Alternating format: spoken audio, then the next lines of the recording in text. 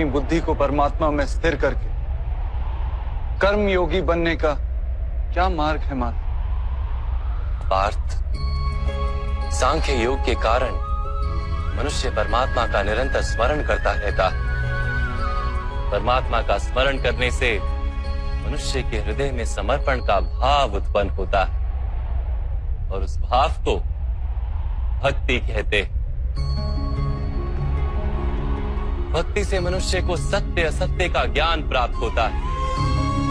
उस ज्ञान से उसे परमात्मा के दर्शन होते हैं और जिसे परमात्मा के दर्शन हो जाते हैं वही वास्तव में कर्मयोगी बन जाता है और जन्मों के फेरों से छूटकर मोक्ष को प्राप्त कर लेता है।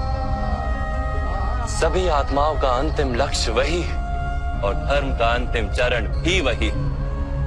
किंतु मैं परमात्मा के दर्शन के बिना समर्पण किस प्रकार कर सकता हूं माता?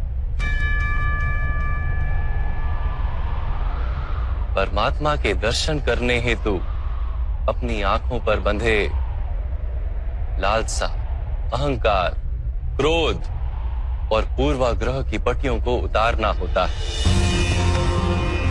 अंधेरे कक्ष में बैठा मनुष्य यदि कहे कि उसे सूर्य के दर्शन करने, तो उससे क्या कहोगे?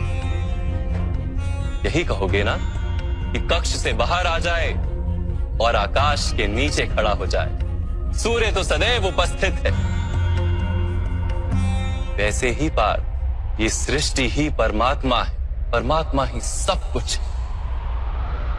परमात्मा के सिवा कुछ भी नहीं। जो अपनी आत्मा के दर्शन कर लेता है वो परमात्मा के दर्शन कर लेता है।